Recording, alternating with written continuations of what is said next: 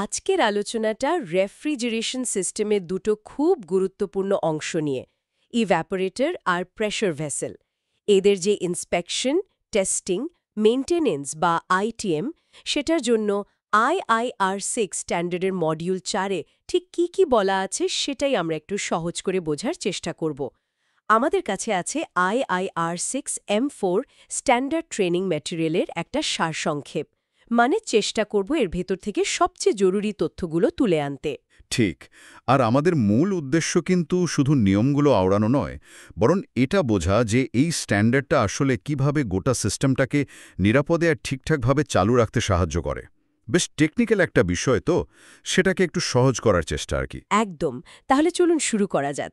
দেখা যাক এই স্ট্যান্ডার্ডের ভেতরে কি ইন্টারেস্টিং জিনিস আছে।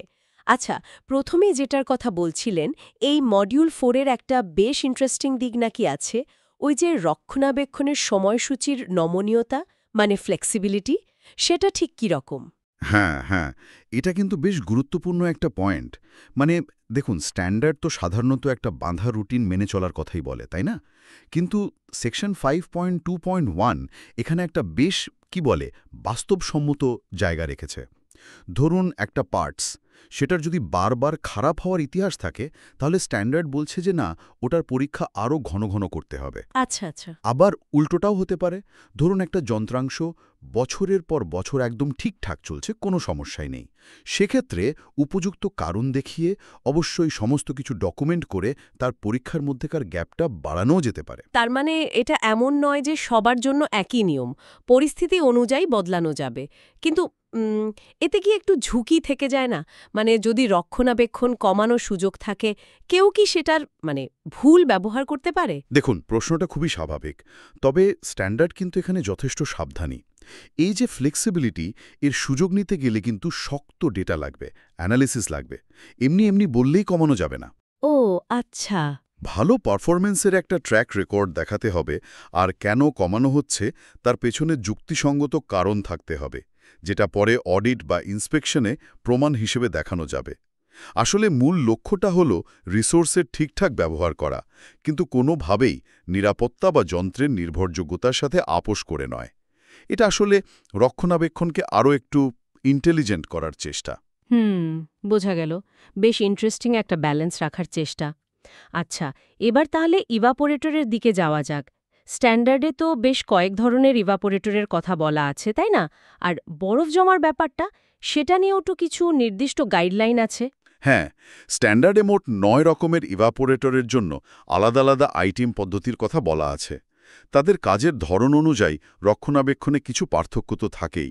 আর বরফ জমার বিষয়টা দেখুন, সেকশন A9.1 অনুযায়ী কয়েলের গায়ে হালকা ফ্রস্ট, মানে পাতলা বরফের আস্তরণ, সেটা বেশ স্বাভাবিক, বিশেষ করে যখন সিস্টেমটা চলছে। হুম কিন্তু যদি বরফ জমতে জমতে এমন মোটা হয়ে যায় যে হাওয়া চলাচলে বাধা দিচ্ছে বা কয়েলের ঠান্ডা করার ক্ষমতাটাই কমিয়ে দিচ্ছে, তখন সেটা অস্বাভাবিক। স্ট্যান্ডার্ড অনুযায়ী এই অতিরিক্ত বরফ কিন্তু সরাতেই হবে। এর জন্য তো নানা রকম ডিফ্রস্ট পদ্ধতি আছে, যেমন hot gas defrost, electric defrost, বা দরকার হলে হাতে করে মেকানিক্যালি বরফ পরিষ্কার করা। আচ্ছা, বিভিন্ন ধরনের ইভ্যাপোরেটরের জন্য কি কাজের তালিকাগুলো খুব আলাদা আলাদা হয়? একটা উদাহরণ দিলে হয়তো বুঝতে সুবিধা হবে। যেমন ধরুন, ফোর্সড এয়ার ইভ্যাপোরেটর, এগুলো তো খুব কমনলি দেখা যায়। এগুলোর ক্ষেত্রে কিরকম রক্ষণাবেক্ষণের কথা বলা আছে? অবশ্যই। ফোর্সড এয়ার ইভাপোরেটর, যেখানে ফ্যান দিয়ে হাওয়া টেনে কয়েলের উপর দিয়ে পাঠানো হয়, সেগুলোর জন্য স্ট্যান্ডার্ডে বেশ কিছু কাজের কথা বলা আছে। সব তো বলা সম্ভব না, তবে কাজের ধরনগুলো যদি বলি, প্রথমত ধরুন কিছু নিয়মিত পর্যবেক্ষণ আছে, যেমন সাপ্তাহিক বা মাসিক। এগুলোতে মূলত দেখা হয় যে চলমান অংশগুলো, ফ্যান বা মোটর, সেগুলো ঠিকঠাক ঘুরছে কিনা, কোনো অস্বাভাবিক শব্দ বা অতিরিক্ত কাঁপুনি হচ্ছে কিনা। এগুলো কিন্তু ভবিষ্যতের বড় সমস্যার একটা আগাম সিগন্যাল হতে পারে। ঠিক। তারপর ধরুন আরেকটু গভীর পরিদর্শন, যেমন 6 মাস অন্তর বা বছরে একবার। তখন দেখা হয় যন্ত্রটার বাইরের কাঠামোয় কোনো ক্ষতি হয়েছে কিনা, ফ্যান ব্লেড বা তার হাবে কোনো ফাটল ধরেছে কিনা, কয়েল বা পাখাতে বেশি ময়লা জমেছে কিনা। ড্রেন প্যানটা পরিষ্কার রাখা খুব জরুরি। আর অবশ্যই যেখানে দরকার, বিয়ারিংয়ে গ্রিজ বা তেল দেওয়া, লুব্রিকেশন। হুম সাপোর্টিং স্ট্রাকচার, নাট বোল্ট সব ঠিক আছে কিনা, সেটাও বার্ষিক পরিদর্শনে দেখে নিতে হয়।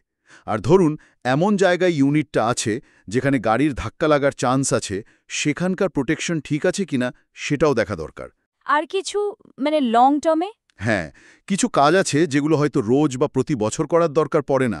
যেমন প্রতি ৩ বছর অন্তর ডিফ্রস্ট সাইকেলটা ঠিকমতো কাজ করছে কিনা সেটা একটু ডিটেলে দেখা, বা মোটরের বিয়ারিং লুব্রিকেট করা যদি তেমন ধরনের মোটর হয়।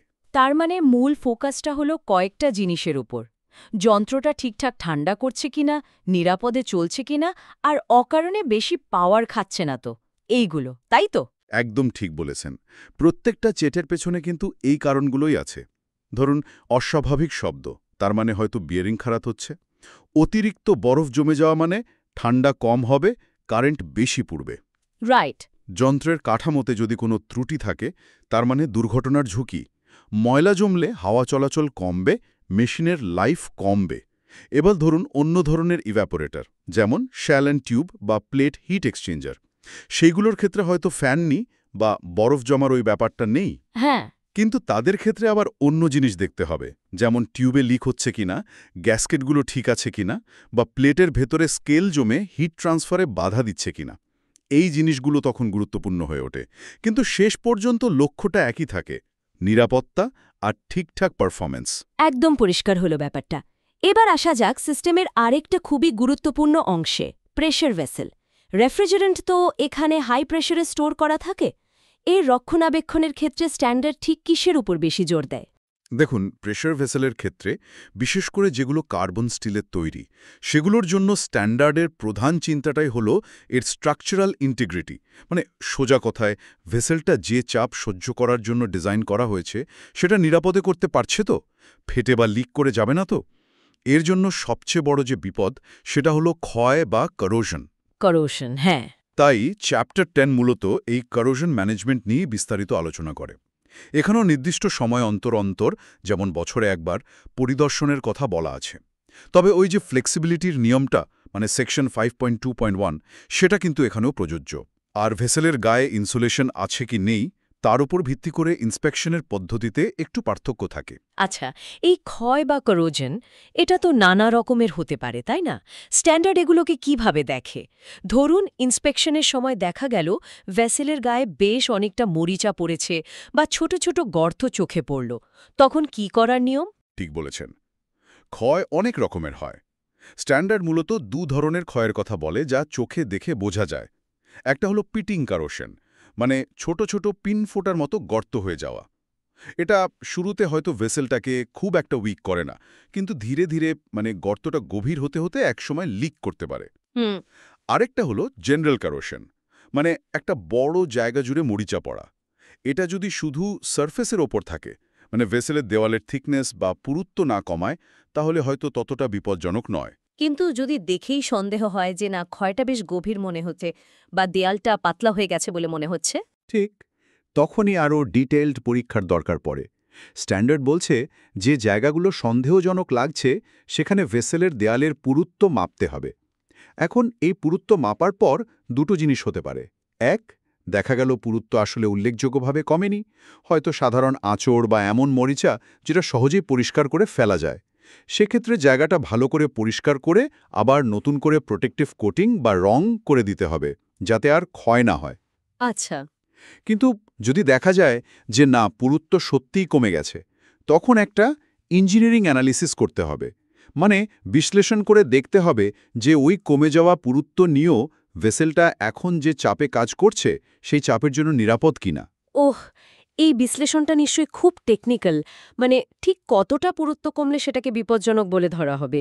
এর কি কোনো নির্দিষ্ট নিয়ম বা পার্সেন্টেজ আছে? হ্যাঁ, নিয়মগুলো বেশ সুনির্দিষ্ট এবং এগুলো মূলত এএসএমই, মানে আমেরিকান সোসাইটি অফ মেকানিক্যাল ইঞ্জিনিয়ার্সের বয়লার অ্যান্ড প্রেশার ভেসেল কোডের ওপর ভিত্তি করে তৈরি। এখন একদম সঠিক সংখ্যা বা শতাংশ নিয়ে এখানে আলোচনা করলে হয়তো একটু বেশি টেকনিক্যাল হয়ে যাবে। হ্যাঁ, তা ঠিক। কিন্তু মূল ধারণাটা হলো এই রকম: যদি ক্ষয়টা একটা সরু লাইনের মতো হয়, লাইন করোশন, বা কোনো খাঁজের ভেতরে হয়, ক্রেভিস করোশন, সেটার গভীরতা একটা নির্দিষ্ট লিমিটের বেশি হতে পারবে না। মানে সাধারণত মূল পুরুত্বের 25% কম হতে হবে। যদি ছোট ছোট আলাদা গর্ত থাকে, আইসোলেটেড পেটস, তাহলে সেগুলোর গভীরতা, আকার আর অন্য গর্ত থেকে দূরত্ব এই সব মিলিয়ে কিছু শর্ত আছে। সেগুলো যদি পূরণ হয় তাহলে হয়তো সেগুলোকে ইগনোর করা যেতে পারে। শর্তগুলো বেশ জটিল, যেমন একটা নির্দিষ্ট এলাকার মধ্যে মোট গর্তের ক্ষেত্রফল কত হতে হবে, বা গর্তের গভীরতা মূল পুরুত্বের 50%-এর বেশি হবে না, এরকম অনেক কিছু। বাপরে! আর যদি একটা বেশ বড় এলাকা জুড়ে ক্ষয় হয়, কোরোডেড এরিয়া, তখন সেখানে গড় পুরুত্ব মাপা যেতে পারে। কিন্তু খেয়াল রাখতে হবে যে ওই এলাকার সবচেয়ে পাতলা যে অংশটা, তার পুরুত্ব যেন মিনিমাম যে পুরুত্বটা দরকার তার একটা নির্দিষ্ট শতাংশ, যেমন 75%, চেয়ে কম না হয়ে যায়। বাহ, বেশ ডিটেইল গাইডলাইন তো। আচ্ছা, এই বিশ্লেষণের পর সিদ্ধান্ত কি হয়? মানে, যদি অ্যানালিসিস করে দেখা যায় যে ভেসেলটা আর নিরাপদ নয়, তখন? অ্যানালিসিসের পর দুটো সম্ভাব্য পথ আছে।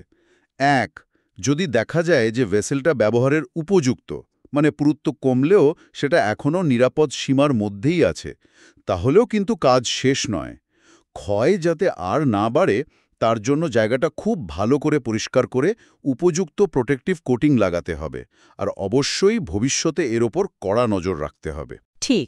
আর দ্বিতীয়টা হলো, যদি অ্যানালিসিস বলে যে না, ভেসেলটি বর্তমান অবস্থায় ব্যবহারের জন্য নিরাপদ নয়, তখন মালিক বা যিনি ব্যবহার করছেন তাকে খুব তাড়াতাড়ি অ্যাকশন নিতে হবে। স্ট্যান্ডার্ড এখানে 4টে অপশন দেয়। 1, রি-রেট, মানে ভেসেলটাকে কম কাজের চাপের জন্য উপযুক্ত বলে ঘোষণা করা। সেক্ষেত্রে পুরো সিস্টেমের অপারেটিং প্রেশার কমাতে হতে পারে।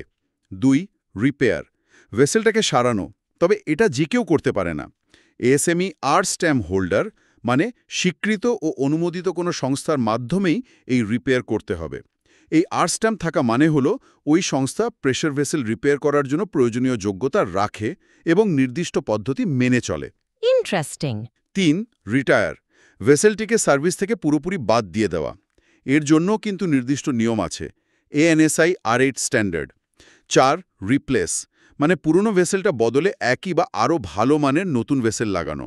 তার মানে সমস্যা ধরা পড়লে সেটাকে ফেলে রাখা যাবে না, একটা না একটা সমাধানের পথে যেতেই হবে।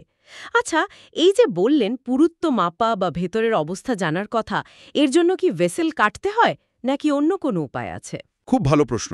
না, সাধারণত ভেসেল কাটার কোনো দরকার হয় না। এর জন্যই তো রয়েছে নন ডিস্ট্রাকটিভ টেস্টিং বা NDT পদ্ধতি। এর মানে হলো যন্ত্রটার কোনো ক্ষতি না করে তার ভেতরের অবস্থা বা কোনো ত্রুটি আছে কিনা সেটা পরীক্ষা করা যায়। ও, অনেক রকমের NDT পদ্ধতি আছে, যেমন ধরুন ultrasound testing, UT। Ultrasound wave পাঠিয়ে তার রিফ্লেকশন দেখে মেটালের পুরুত্ব মাপা হয় বা ভেতরে কোনো ফাটল আছে কিনা তা ধরা হয়। রেডিওগ্রাফি, RT, এটা অনেকটা মেডিকেল এক্সরের মতো। এক্সরে বা গ্যামা রে ব্যবহার করে ভেসেলের ভেতরের একটা ছবি তৈরি করা হয়। ম্যাগনেটিক পার্টিকেল টেস্টিং, MT, এটা শুধু ম্যাগনেটিক মেটালের, যেমন লোহা, স্টিলের জন্য।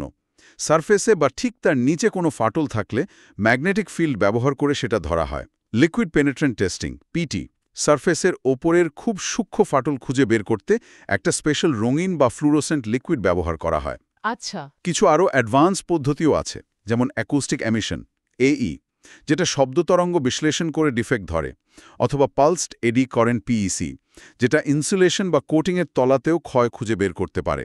আর অবশ্যই ভিজুয়াল টেস্টিং, VT, বা চোখে দেখে পরীক্ষা, যেটা একজন ট্রেন্ড ইন্সপেক্টর করেন, সেটাও কিন্তু একটা খুব গুরুত্বপূর্ণ NDT পদ্ধতি। দারুণ তো। তার মানে যন্ত্র না খুলেও অনেক কিছুই জানা সম্ভব আজকাল। আচ্ছা, এই যে এত সব পরীক্ষা, ইন্সপেকশন, অ্যানালিসিস, এগুলো রেকর্ড রাখাটা কতটা জরুরি? অত্যন্ত জরুরি। মানে রেকর্ড রাখা বা ডকুমেন্টেশন হলো পুরো ITM প্রসেসের একটা ইন্টিগ্রাল পার্ট। স্ট্যান্ডার্ড অনুযায়ী প্রত্যেকটা ফর্মাল ইন্সপেকশন রিপোর্টের সাথে বেশ কিছু তথ্য খুব পরিষ্কারভাবে থাকতে হবে, যেমন কোন ফ্যাক্টরির কোন ভেসেল, তার ID নম্বর কি, কবে ইন্সপেকশন হলো, কে করলেন, ইন্সপেকশনের সময় ভেসেলের কন্ডিশন কি ছিল, চালু ছিল, বন্ধ ছিল, প্রেশার কত ছিল ইত্যাদি। কি টেস্ট করা হলো, তার রেজাল্ট কি, কোথায় পুরুত্ব কত পাওয়া গেল, কোনো রিপেয়ারের সুপারিশ করা হলো কিনা, এই সব কিছু। কিন্তু এত কাগজপত্র রাখার মানেটা কি? এর আসল সুবিধাটা কোথায়? শুধু বোঝা বাড়ানো নয় তো? না, মোটেই বোঝা বাড়ানো নয়। এই রেকর্ডগুলো ভবিষ্যতের জন্য সাংঘাতিক মূল্যবান। প্রথমত, পরের বার কখন কি রক্ষণাবেক্ষণ করতে হবে তার প্ল্যানিং করতে সুবিধা হয়। দ্বিতীয়ত, সময়ের সাথে সাথে যন্ত্রটার অবস্থার কি পরিবর্তন হচ্ছে সেটা ট্র্যাক করা যায়। তৃতীয়ত, কোনো রেগুলেটরি বডি বা ইন্স্যুরেন্স কোম্পানি যদি দেখতে চায়, তাহলে প্রমাণ হিসেবে দেখানো যায় যে হ্যাঁ, স্ট্যান্ডার্ড মেনেই সব কাজ করা হয়েছে। চতুর্থত, ধরুন যদি দুর্ভাগ্যবশত কোনো দুর্ঘটনা ঘটেও যায়, তাহলে তদন্তের সময় এই রেকর্ডগুলো খুব গুরুত্বপূর্ণ হয়ে ওঠে। এক কথায় বলতে গেলে ঠিকঠাক ডকুমেন্টেশন ছাড়া পুরো আইটিএম সিস্টেমটাই আসলে অসম্পূর্ণ। এটা অনেকটা কি বলবো, রোগীর মেডিকেল হিস্ট্রির মতো, তাই না? একদম ঠিক। তাহলে আজকের আলোচনা থেকে যা বুঝলাম, IRR6 স্ট্যান্ডার্ড শুধু কতগুলো নিয়ম চাপিয়ে দিচ্ছে না, বরং রেফ্রিজারেশন সিস্টেমের এই যে ক্রিটিক্যাল অংশগুলো, ইভ্যাপোরেটর আর প্রেশার ভেসেল, এগুলোর নিরাপত্তা আর লং টার্ম পারফরমেন্স নিশ্চিত করার জন্য একটা সম্পূর্ণ পদ্ধতিগত উপায় বাতলে দিচ্ছে। ক্ষয় ধরা থেকে শুরু করে সেটার অ্যানালিসিস আর তারপর সঠিক ব্যবস্থা নেওয়া, পুরো ব্যাপারটাই একটা স্ট্রাকচারের মধ্যে এনে ফেলেছে। ঠিক তাই। আর দুটো বিষয় আমার মনে হয় খুব গুরুত্বপূর্ণ যা আমরা আলোচনা করলাম। এক হলো রক্ষণাবেক্ষণের সময়সূচির ক্ষেত্রে একটা বাস্তবসম্মত ফ্লেক্সিবিলিটি, আর দ্বিতীয় হলো এই পুঙ্খানুপুঙ্খ ডকুমেন্টেশনের উপর জোর দেওয়া। এই দুটো জিনিস স্ট্যান্ডার্ডকে শুধু কার্যকরী করে না, বরং প্র্যাকটিক্যাল ফিল্ডে প্রয়োগ করার ক্ষেত্রেও অনেক উপযোগী করে তোলে। এটা আলটিমেটলি ঝুঁকি কমাতে আর সিস্টেমের রিলায়াবিলিটি বাড়াতে সাহায্য করে।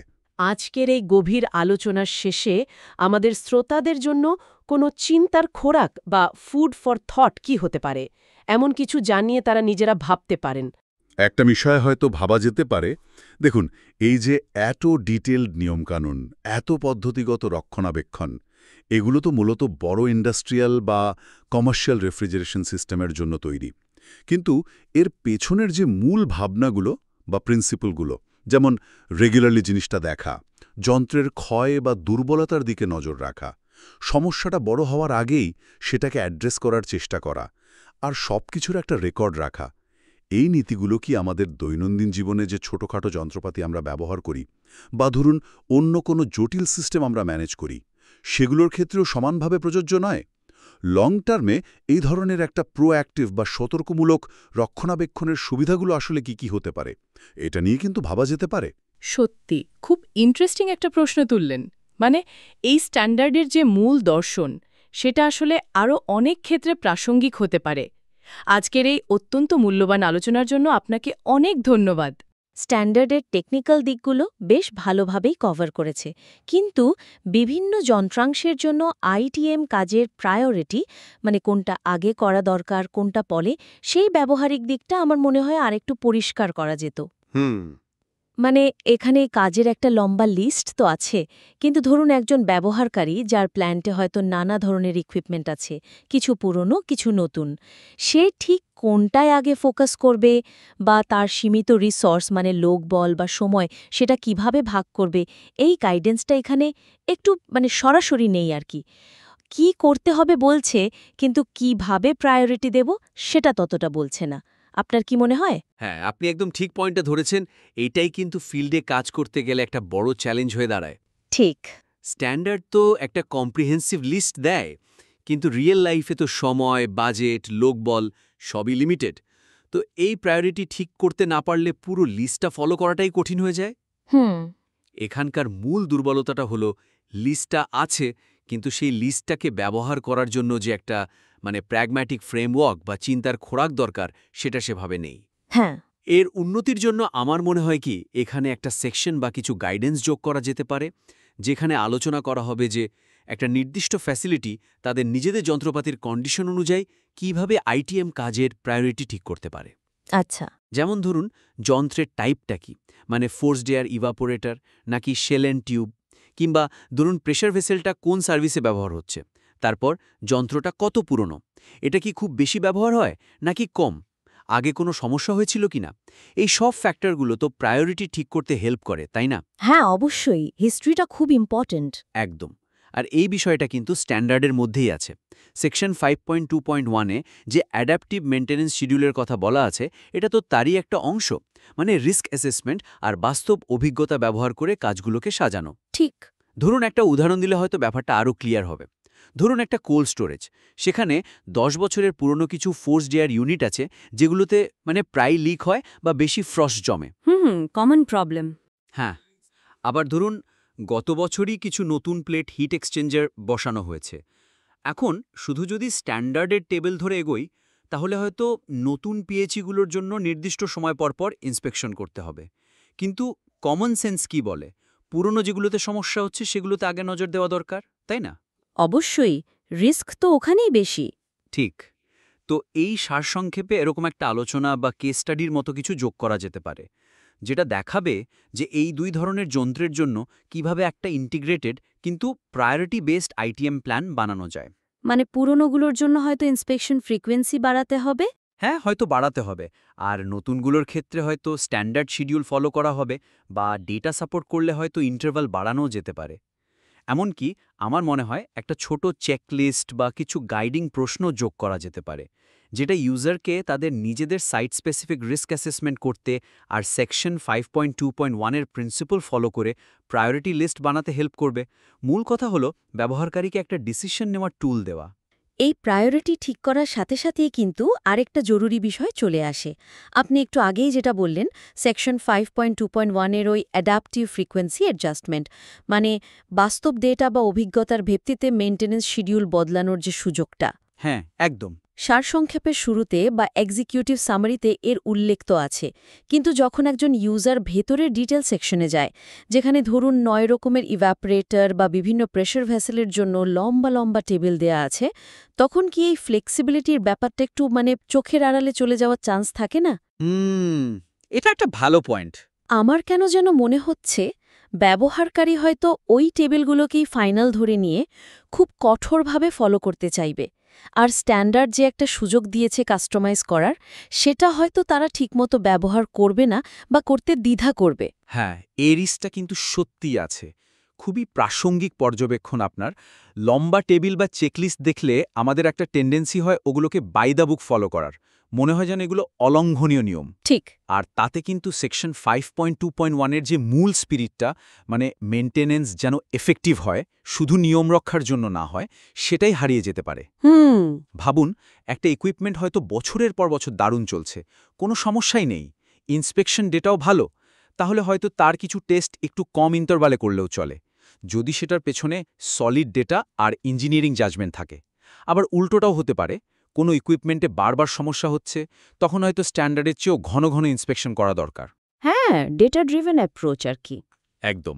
তো এর একটা সলিউশন হতে পারে আমার মনে হয়, প্রতিটা মেন টেবিলের পর, মানে ধরুন প্রতিটা ইভ্যাপোরেটর টাইপের টেবিল বা প্রেশার ভেসেলের টেবিলের ঠিক পরে একটা ছোট্ট কিন্তু খুব ক্লিয়ার নোট যোগ করে দেয়া। আচ্ছা, রিমাইন্ডার হিসেবে। হ্যাঁ, ঠিক তাই, একটা রিমাইন্ডার, যেটা ইউজারকে মনে করিয়ে দেবে যে দেখুন, এই টেবিলে যে ফ্রিকোয়েন্সি দেয়া আছে এটা হলো একটা বেসলাইন বা স্টার্টিং পয়েন্ট। সেকশন 5.2.1 অনুযায়ী আপনার কাছে যদি যন্ত্রের পারফরম্যান্স ডেটা থাকে, আগের ইন্সপেকশন রিপোর্ট থাকে, বা আপনার টিমের যদি যথেষ্ট অভিজ্ঞতা থাকে যা প্রমাণ করে যে শিডিউলটা বদলানো সেফ এবং জাস্টিফাইড, তাহলে সেটা করা যেতে পারে। তবে হ্যাঁ, অবশ্যই জোর দিতে হবে যে কোনো চেঞ্জ করলে তার পেছনের টেকনিক্যাল জাস্টিফিকেশনটা খুব ভালোভাবে ডকুমেন্ট করতে হবে। এটা খুব ইম্পর্ট্যান্ট। ঠিক, অডিটের জন্য তো লাগবে। অবশ্যই। উদাহরণ হিসাবে টেবিলের নিচে হয়তো এরকম একটা লাইন লেখা যেতে পারে, বিশেষ দৃষ্টব্য, অনুগ্রহ করে মনে রাখবেন সেকশন 5.2.1 অনুযায়ী আপনার যন্ত্রের নথিভুক্ত কর্মক্ষমতা, ঝুঁকি মূল্যায়ন এবং অভিজ্ঞতার ভিত্তিতে এই রক্ষণাবেক্ষণ সময়সূচি প্রয়োজন অনুযায়ী সমন্বয়ে বৃদ্ধি বা হ্রাস করা যেতে পারে। সকল পরিবর্তনের ক্ষেত্রে উপযুক্ত কারিগরি বিশ্লেষণ ও যৌক্তিকতা অবশ্যই ফাইলে সংরক্ষণ করতে হবে। এরকম কিছু একটা। এটা ভালো আইডিয়া, ক্লিয়ার মেসেজ। আরেকটা অ্যাপ্রোচও হতে পারে, ডকুমেন্টের শুরুতেই যেখানে সেকশন 5.2.1 প্রথমবার ইন্ট্রোডিউস করা হচ্ছে, সেখানের গুরুত্ব আর এটা কিভাবে প্রয়োগ করতে হবে সেটা আরও জোর দিয়ে বলা, পরিষ্কার করে দেয়া যে এই প্রিন্সিপালটা কিন্তু পরের সব টেবিলের জন্যই অ্যাপ্লিকেবল, এটা একটা ওভারআর্চিং গাইডলাইন। হ্যাঁ, সেটাও হতে পারে। তারপর হয়তো টেবিলের নিচে শুধু সেকশন 5.2.1 এর রেফারেন্স দিলেই চলবে। মূল পয়েন্ট হলো, ইউজার যেন বারবার মনে করতে পারে যে তাদের হাতে এই ফ্লেক্সিবিলিটিটা আছে এবং তারা যেন এটা কনফিডেন্টলি ব্যবহার করতে পারে। আর এটা শুধু খরচ বা সময় বাঁচানোর ব্যাপার না কিন্তু। না, অবশ্যই না। এটা রিস্ক ম্যানেজমেন্টেরও একটা বড় অংশ। অপ্রয়োজনীয় কাজে রিসোর্স নষ্ট না করে যেখানে রিস্ক বেশি সেখানে বেশি মনোযোগ দেয়া। একদম ঠিক। তাহলে আমরা দুটো পয়েন্ট পেলাম, একটা হলো প্রায়োরিটাইজেশন, আরেকটা হলো অ্যাডাপটিভ শিডিউলিং। এবার আরেকটা সিনারিওতে আসি। ধরুন ইন্সপেকশন বা টেস্ট করে দেখা গেল একটা প্রেশার ভেসেল আর ঠিকঠাক নেই, মানে ব্যবহারের জন্য নিরাপদ নয়। Critical situation. হ্যাঁ, তো স্ট্যান্ডার্ডের সেকশন 3.3 এখানে 4টে কারেক্টিভ অ্যাকশনের কথা বলছে। রি-রেট করা, মানে হয়তো কম প্রেশারে চালানো, হ্যাঁ, ডি রেটিং, অথবা রিপেয়ার করা, মানে মেরামত, কিংবা রিটায়ার করা, মানে বাদ দিয়ে দেওয়া, অথবা একদম রিপ্লেস করা, মানে নতুন লাগানো। ঠিক। এই 4টে অপশন। সারসংক্ষেপে এই 4টে অপশনের নাম উল্লেখ করা আছে, কিন্তু আমার প্রশ্নটা হলো একজন ইউজার কোন পরিস্থিতিতে কোনটা বেছে নেবে? মানে কখন রিপেয়ার করাটা সেন্স মেক করে, কখন ডিরেটিং সম্ভব, কখন সোজা রিপ্লেস করাই ভালো? এই ডিসিশনটা নেওয়ার জন্য যে গাইডেন্স দরকার সেটা কি এখানে যথেষ্ট আছে? আমার মনে হলো এখানে শুধু অপশনগুলো লিস্ট করা হয়েছে, কিন্তু চয়েসটা করার যে প্রসেস বা বিবেচ্য বিষয়গুলো সেগুলো তেমন হাইলাইটেড নয়। এটা তো একটা বেশ বড় ডিসিশন, তাই না? Safety involved, cost involved. নিঃসন্দেহে এটা খুবই ক্রিটিক্যাল একটা ডিসিশন পয়েন্ট, আর আপনি একদম ঠিক ধরেছেন। শুধু অপশনগুলোর নাম জানাই তো যথেষ্ট নয়। প্রত্যেকটা অপশনেরই তো নিজস্ব প্রভাব আছে। যেমন রিপেয়ার হয়তো খরচের দিক থেকে শুরুতে কম মনে হতে পারে, কিন্তু সেটা কি লং টার্মে সেফ হবে? রিপেয়ারের কোয়ালিটি কেমন হবে? রিপেয়ারের পর কি আবার ফেল করার চান্স থাকে? হ্যাঁ, এই প্রশ্নগুলো আসে। আবার রিপ্লেসমেন্ট হয়তো সবচেয়ে সেফ অপশন, কিন্তু এর খরচ অনেক বেশি, আর প্লান্ট বন্ধ রাখতে হতে পারে বেশ কিছু দিনের জন্য, মানে ডাউন টাইম। ঠিক। ডি রেটিং করা বা ক্ষমতা কমিয়ে ব্যবহার করা সবসময় পসিবলও না হতে পারে। সিস্টেমের ওপর তার কি প্রভাব পড়বে সেটাও দেখতে হবে। আর রিটায়ার করা মানে তো শুধু ভেসেলটা বাদ দেওয়া নয়, পুরো সিস্টেমের ওপর তার ইম্প্যাক্ট পড়তে পারে। হ্যাঁ, হয়তো প্রসেসই চেঞ্জ করতে হতে পারে। একদম। তাই এই সিদ্ধান্তটা নেয়ার জন্য একটা স্ট্রাকচার্ড অ্যাপ্রোচ বা একটা চিন্তার কাঠামোর খুব দরকার। সেটাই। তো কি করা যেতে পারে এখানে? আমার প্রস্তাব হলো সেকশন 3.3 এর আলোচনার পরে বা ওর সাথেই একটা অংশ যোগ করা হোক, যেখানে এই ডিসিশন মেকিং প্রসেসটাকে একটু গাইড করা হবে। মানে কোন কোন ফ্যাক্টরগুলো কনসিডার করা উচিত সেই বিষয়গুলো তুলে ধরা। যেমন ধরুন প্রথমেই অর্থনৈতিক দিকটা। রিপেয়ারের আনুমানিক খরচ কত, নতুন ভেসেল লাগানোর খরচ কত, শুধু ইনিশিয়াল কস্ট না, পুরো লাইফ সাইকেল কস্ট বিবেচনা করা। রিপেয়ার করলে হয়তো কয়দিন পর আবার সমস্যা হবে, সেটাও ভাবতে হবে। তারপর সেফটি রিস্ক, যে ড্যামেজটা হয়েছে সেটা কতটা সিরিয়াস। রিপেয়ার করার পর কি ভেসেলটা আগের মতোই নিরাপদ থাকবে, নাকি কিছু কম্প্রোমাইজ থেকে যাবে? ডিরেট করলে কি সেফটি এনশিওর করা যাবে? যন্ত্রাংশের কন্ডিশন আর বাকি আয়ু, ভেসেলটা কত পুরানো, এমনিতেই কি এর লাইফ শেষের দিকে? ড্যামেজের কারণে আয়ুষ্কাল কতটা কমল? পারফরম্যান্স ইম্প্যাক্ট, ক্ষতির ফলে ভেসেলের পারফরম্যান্স কতটা কমেছে? রিপেয়ার বা ডিরেটিংয়ের পর কি এটা সিস্টেমের চাহিদা মেটাতে পারবে? রিপেয়ারের ফিজিবিলিটি আর কমপ্লেক্সিটি, ক্ষতিটা কি আদৌ রিপেয়ার করার মতো? এর জন্য কি স্পেশাল টেকনোলজি বা স্কিল লাগবে? যেমন এএসএমই আর স্ট্যাম্প হোল্ডারের দরকার হবে কি? তারা কি অ্যাভেলেবল? কত সময় লাগবে রিপেয়ার করতে? ডাউন টাইমের প্রভাব, রিপেয়ার বা রিপ্লেসমেন্টের জন্য প্ল্যান্ট বা ওই সেকশনটা কতদিন বন্ধ রাখতে হবে, সেই ডাউন টাইমের কস্ট কত, প্রোডাকশন লস কত? আর ফাইনালি সিস্টেমের ওপর প্রভাব। ভেসেলটা রিটায়ার করলে প্রোডাকশন প্রসেসে বা অন্য কোনো মেশিনের উপর কি বড় কোনো এফেক্ট পড়বে? পুরো সিস্টেম ডিজাইন কি বদলাতে হবে? বাহ, এটা তো খুব গুছিয়ে বললেন, অনেকগুলো জরুরি পয়েন্ট। হ্যাঁ, এই বিষয়গুলো